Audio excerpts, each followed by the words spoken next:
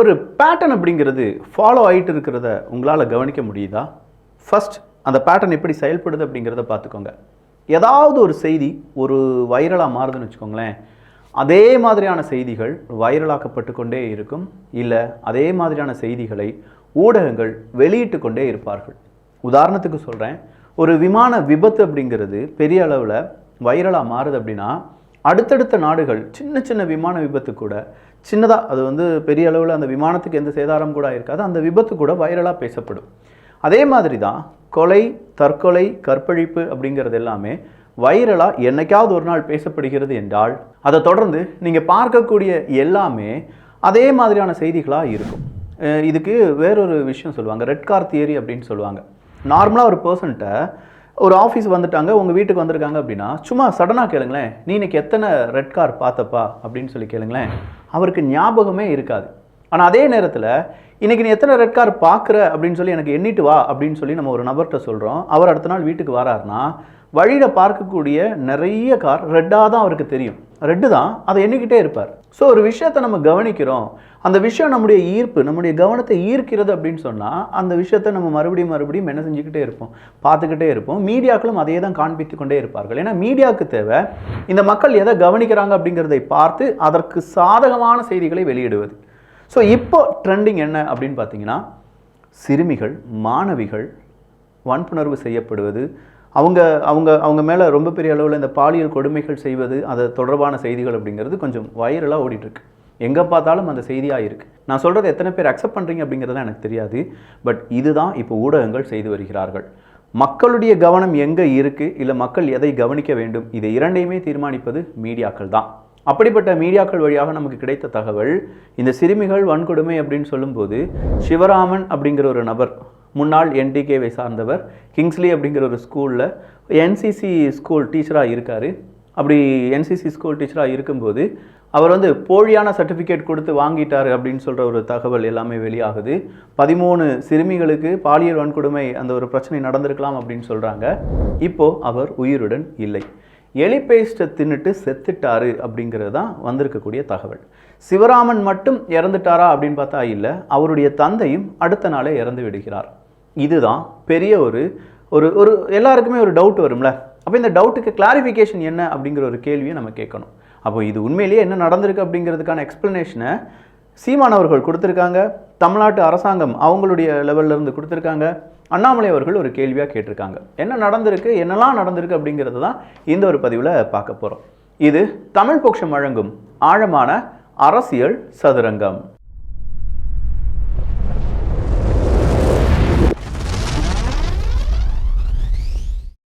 பாலியல் இச்சைக்கு இணங்க மறுத்த 11 வயது சிறுமிக்கு அரிவாள் வெட்டு, சிகிச்சை பலனின்றி ரொம்ப நாட்களுக்கு பிறகு இறந்துட்டாங்க அப்படிங்கிற ஒரு செய்தி.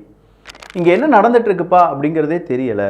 பெண்களுக்கு, குறிப்பாக அது கிழவியாக இருந்தாலும் சரி, குமரியாக இருந்தாலும் சரி, அங்கே வயதானவங்களாக இருந்தாலும் சரி, இல்லாட்டி மாணவிகளாக இருந்தாலும் சரி, ஒட்டுமொத்தமாக பெண்கள் அப்படின்னு சொல்கிற அந்த பாலினத்துக்கு ஏற்பட்டிருக்கக்கூடிய கொடுமை இன்றைக்கும் சொல்லி மாளாது. அதுக்கு வந்து எந்த அரசாங்கம் வந்தாலும் சரி, எத்தனை பெரியவர்கள் வந்தாலும் சரி, எத்தனை சிறியவர்கள் வந்தாலும் சரி, அதுலேருந்து எந்த மாற்றமும் இல்லை அப்படிங்கிறது இன்றைக்கும் நம்ம கண்கூடாக பார்த்துட்ருக்கோம்.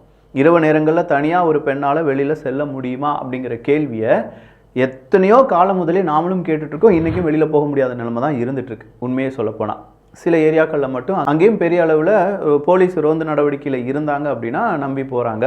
இல்லை ஆண் நண்பர்களுடைய துணை, கணவன் இல்லாட்டி குடும்பத்தார்களுடைய துணை இருந்தால் போகிறாங்க. ஈவன் உறவினர்களுடைய துணையுடன் பெண்கள் நடந்து போகிறது கூட கொஞ்சம் கஷ்டமாக தான் இருக்குங்கிறது எல்லாருக்கும் இருக்கக்கூடிய ஒரு வழி தான். இந்த நேரத்தில் நம்ம கவனிக்கப்பட வேண்டியது, அந்த கிங்ஸ்லி அப்படிங்கிற அந்த ஸ்கூலில் சாரா வேலை செய்கிற ஒருத்தன் ஃபேக்கான சர்டிஃபிகேட் கொடுத்து வேலைக்கு சேர்ந்துருக்கான் அப்படிங்கிறதும், 17 சிறுமிகள் இந்த கேம்புக்கு கொண்டு வரப்பட்டிருக்கிறார்கள், அதில் 13 சிறுமிகளுக்கு பாலியல் துன்புறுத்தல் இருந்திருக்கலாம் அப்படின்னும், அதில் ஒரு சிறுமி கொடுத்த அந்த புகாரின் அடிப்படையில் சிவராமன் அப்படிங்கிறவன் கைது செய்யப்படுகிறான். அப்படி கைது செய்யப்பட்ட 1-2 தினங்களில் என்ன நடக்கிறான், செத்துடுறான். காரணம் என்ன அப்படின்னு சொல்லி பார்த்தா, இங்கே அண்ணாமலை அவர்கள் என்ன கேட்டிருக்கார் அப்படிங்கிறத ஃபர்ஸ்ட் பார்த்துடலாம். சிறப்பு புலனாய்வு குழு விசாரணையில் சிவராமன் இந்த பாலியல் குற்றத்தில் தொடர்புடைய முக்கிய புள்ளிகளின் பெயர்களை வெளியில் கூறிவிடுவாரோ என்ற அச்சத்தில் அவர் கொல்லப்பட்டிருக்கலாமோ என்று பொதுமக்களால் கேள்வி எழுப்பப்படுகிறது. ஏற்கனவே தேசிய கட்சியின் மாநில தலைவர் படுகொலை வழக்கில் சரணடைந்த விசாரணை குற்றவாளி ஒருவர் என்கவுண்டர் செய்யப்பட்ட போது எழுந்த கேள்விகளுக்கும் திமுக அரசிடம் இருந்து முழுமையான பதில் வரவில்லை. இந்நிலையில் கிருஷ்ணகிரி மாவட்டத்தில் போலி NCC முகாம் நடத்தி பள்ளி மாணவிகளை பாலியல் வன்கொடுமை செய்த வழக்கில் தந்தை மகன் இருவரின் மரணங்கள் காவல்துறை நடத்தும் நாடகமோ என்ற சந்தேகமும் எழுகிறது. சிறப்பு புலனாய்வு குழு இது தொடர்பாக முழுமையான விசாரணையை நடத்தி இந்த கேள்விகளுக்கான உண்மையான விடைகளை வெளிக்கொண்டு வர வேண்டும் என்று முதல்வர் மு.க. ஸ்டாலினை வலியுறுத்துகிறேன் அப்படின்னு சொல்லி அறிக்கை விடுகிறார் அண்ணாமலை அவர்கள். இந்த அறிக்கையை பார்க்கும்போது ஆமால நமக்கு ஒரு டவுட் வந்துருச்சு. அப்போ இதற்கான விளக்கம் இங்கே கொடுக்கப்பட்டிருக்கிறதா அப்படிங்கிறத நம்ம பார்க்க போகிறோம். எஸ், இதற்கான விளக்கம் கொடுக்கப்பட்டிருக்கிறது. எலி பேஸ்ட்டை தின்னுதான் சிவராமன் அப்படிங்கிறவன் செத்துட்டான். ஆனால் ஒரு முறை கிடையாது, இவனுக்கு 2 முறை இந்த எலி பேஸ்ட் தின்னதுக்கான சிகிச்சை என்பது அளிக்கப்பட்டிருக்கிறது. அப்படி குடும்ப தகராறில் ஒரு முறை எலி பேஸ்ட்டும் கைது செய்யப்பட போகிறான் அப்படின்னு சொன்ன உடனே அந்த டைம்லையும் எலி பேஸ்ட்டை சாப்பிட்டதாகவும், அப்படி கைது செய்யப்பட்ட உடனே அவன் என்ன செஞ்சுருக்காங்க, அவனை போலீஸ் அதிகாரிகள் ட்ரீட்மெண்ட் கொடுக்கறதுக்காக ஒவ்வொரு ஹாஸ்பிட்டலுக்கு கொண்டு போயிருக்காங்க அப்படிங்கிற தகவலும் இன்னைக்கு காவல்துறை அதிகாரிகளிடமிருந்து வருகிறது. இதில் அடுத்ததாக சீமான் அவர்கள் கொடுத்திருக்கக்கூடிய ஒரு ஸ்டேட்மெண்ட் தான் ரொம்ப முக்கியத்துவம் வாய்ந்ததாக மாறுது. சிவராமன் தன் குற்றத்தை உணர்ந்து எனக்கு கடிதம் எழுதியிருந்தார். ஆனால் இந்த இடத்துல தன் குற்றத்தை உணர்ந்து கடிதம் எழுதியிருந்தார் அப்படின்னு சொல்லும்போது எப்படி, எப்போ, அரெஸ்ட்டுக்கு முன்னாடியா அரெஸ்ட்டுக்கு பிறகா அப்படிங்கிற ஒரு கேள்வியும், அதில் தற்கொலை செய்ய போவதாக கூறியிருந்தார். என்னையா இது, என்னைக்கு சொன்னார் அப்படிங்கிறது தெரியல. இது தற்கொலை தான், இதற்கு பின்னால் யாரும் இல்லை என பாலியல் வழக்கில் கைது செய்யப்பட்டு இன்று காலை உயிரிழந்ததாக நாம் தமிழர் கட்சியின் முன்னாள் நிர்வாகி குறித்து சீமான் தெரிவித்துள்ள கருத்துக்கள் தமிழக அரசியல் களத்தில் பரபரப்பை உண்டாக்கியுள்ளது அப்படின்னு சொல்றாங்க. அதில் அவர் நிறைய விஷயங்கள் சொல்றாங்க. இப்படி சொன்ன உடனே நாங்கள் தான் அவரை பிடிச்சு போலீஸில் பிடிச்சு கொடுத்தோம், ஏன்னா அவர் தப்பு செஞ்சிருக்காருன்னு சொன்னோடனே அவரை போலீஸில் பிடிச்சு கொடுத்தோம் அப்படின்னு சொல்லி சீமான் அவர்கள் சொல்லியிருப்பதும், அதன் பிறகு அவருடைய தந்தையினுடைய மரணத்தில் மர்மம் இருக்கு அப்படின்னு சொல்லி அண்ணாமலை அவர்கள் சொல்லியிருந்தாங்கல்ல, அப்போ அதற்கான விளக்கமும் வருகிறது. அதுக்கான CCTV ஃபுட்டேஜ் கூட வெளியில் வந்துருச்சுன்னு சொல்லலாம். அந்த CCTV ஃபுட்டேஜில் அவர் அப்படியே அந்த ஒரு 2 வீலரில் வராரு, அங்கே அப்படியே நிற்கிற மாதிரி இருக்கு, கீழே விழுந்து இறந்துடுறாரு. குடிபோதை, மகன் இப்படி செஞ்சுட்டானே ஐயோ அப்படின்னு சொல்லி நெஞ்சு பொறுக்காமல் மதுவுக்கான அடிமை, டாஸ்மாகை நிப்பாட்டுங்க அப்படின்னு சொன்னால் நம்ம ஆட்கள் நிப்பாட்டவும் மாட்டாங்க, கொலைகளும் இல்லாட்டி இதே மாதிரியான பலவிதமான, இப்போ நீங்கள் கொல்கத்தா செய்தி எடுத்து பாருங்களேன், மது தான் அதற்கு காரணம். உடனே அங்கே டாஸ்மாக் இருக்கான்னு கேட்டால் மது தான் இங்கே எவ்வளோ பெரிய பிரச்சனையை உருவாக்குது அப்படிங்கிறத எல்லா மாநிலங்களிலிருந்து நம்ம பார்க்கலாம். இங்கே இப்போ சிவராமனுடைய தந்தை இறந்ததற்கும் காரணம் மது தான் அப்படின்னு சொல்லி கடைசியாக நிப்பாட்டியிருக்காங்க. தந்தை மகன் ஒரே நேரத்தில் 1-2 தினங்கள் வித்தியாசத்தில் இறந்திருப்பது ஒரு பெரிய சலசலப்பை ஏற்படுத்தியிருந்தாலும் அதற்கு பின்னாடி இருக்கக்கூடிய உண்மையை நாம் புரிந்து கொள்ள வேண்டும். ஸோ இதில் அரசியல் ஆதாயம் தேடுவதை நிறுத்திவிட்டு உண்மையாக அந்த 13 மாணவிகளுக்கு என்ன நடந்தது அப்படிங்கிற சிவராமனோடி மட்டும் நின்று விடாமல், சிவராமன் ஓகே எலிபேஸ்ட்டை தின்னுட்டான், ஏன் தின்னான், அதுக்கு பின்னாடி யார் இருக்காங்க, இப்படி ஒரு போலியான NCC கேம்ப் எப்படி உருவாக்கப்பட்டது, அவனுடைய சர்டிஃபிகேட்டை யார் வெரிஃபை பண்ணலை, எந்த அதிகாரத்தில் இந்த மாதிரியான ஆசிரியர்களை அவங்க நியமித்திருக்கிறார்கள், அப்போ அங்கே ஃபீஸ் கொடுத்து படிக்க வைக்கிற பேரண்ட்ஸ் எல்லாம் முட்டாள்களா, அந்த பேரண்ட்ஸை முட்டாளாக்கி அந்த நிர்வாகத்தின் சீர்கேடுகள் என்ன, அந்த சீர்கேட்டிலால் எத்தனை பேருக்கு லஞ்சம் கொடுக்கப்பட்டிருக்கிறது, அந்த ஸ்கூலுக்கு பின்புலம் அதனுடைய உண்மையான தவறுகள், இது எல்லாத்தையுமே விசாரிக்கணுமா வேண்டாமா? நம்முடைய கேள்வி எங்கே இருக்கணும், இந்த தவறு எங்கேருந்து நடந்திருக்கு அப்படின்னா இந்த நிர்வாகத்திடமிருந்து நடந்திருக்கிறது.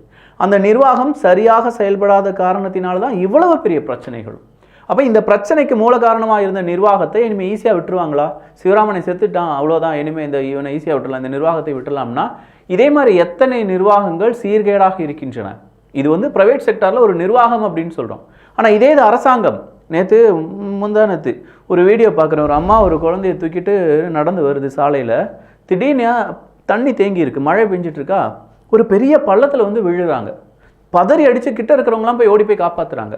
அதன் பிறகு மறுபடியும் ஒருத்தர் விழுகிறார். அதன் பிறகு தான் நம்முடைய கார்பரேஷன் என்ன செய்கிறாங்க, அந்த ஹோலை அடைக்கிறாங்க அப்படின்னு சொல்கிற அந்த பள்ளத்தை அடைக்கிறாங்க.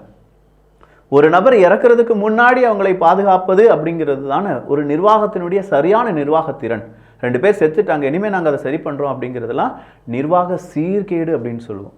இங்கே பாலியல் வன்புணர்வு அப்படின்னு செஞ்ச அந்த சிவராமனும் அவனுக்கு மரண தண்டனை தான் கொடுத்துருக்க வேண்டும், அவனே அவனுடைய மரணத்தை தேர்ந்தெடுத்துட்டான் அப்படின்னு வச்சுக்கோங்களேன். இங்கே எத்தனையோ நிர்வாக சீர்கேடுகளை நாம் மறந்து வருகிறோம், அதை மன்னித்து வருகிறோம் அப்படின்னு சொல்கிறதே நம்முடைய சொசைட்டிக்கு நாம் செய்கிற மிகப்பெரிய ஒரு அது என்ன சொல்ல வார்த்தைகள் கிடைக்கல, நீங்களே சொல்லிடுங்களேன். ஸோ ஓவராலாக பார்க்கும்போது இங்கே நடக்கக்கூடிய செய்திகளும் நடந்த செய்திகளும் நமக்கு துக்கத்தை தருகின்றன.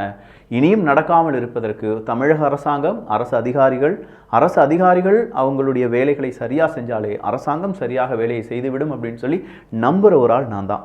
எல்லாருமே அதை தான் நம்புவாங்க, நான் நம்புகிறேன். அரசாங்கம், அரசியல்வாதிகள் மாறிக்கிட்டே இருப்பாங்க. 5 வருஷம் அவங்களுடைய பீரியட், இல்லாட்டி காசு சம்பாதிக்கிறானா போயிட்டே இருப்பான் அப்படின்னு போயிட்டே இருக்காங்க. ஆனால் அரசாங்க அதிகாரிகள் அப்படி கிடையாதுல்ல. 60 வயசு வரை உங்களே மாதிரியான நாங்களும், எங்களுக்கு அரசு அதிகாரம் இல்லை அப்படிங்கிறதுனால எங்களை நீங்கள் கழட்டி விட்டுருவீங்களா? இல்லை உங்களுடைய வேலையை நீங்கள் சரியாக செய்யலைனாலும் நீங்கள் சம்பளம் வாங்குறது உங்களுடைய உடம்புக்கு ஒத்துக்கொள்ளுமா அப்படிங்கிறதெல்லாம் வேலை செய்யாத அரசு அதிகாரிகள் அவங்களே சுய பரிசோதனை செய்து கொண்டால் நல்லது. இதே மாதிரி எல்லா தவறுகளும், யார் தவறு செஞ்சிருந்தாலும் சரி, அரசியல் சதுரங்கத்தில் காணொளிகள் வரும். நல்லதை பகிர்ந்து ஷேர் பண்ணி நல்ல சமுதாயத்தை உருவாக்குவோம். நன்றி, வணக்கம்.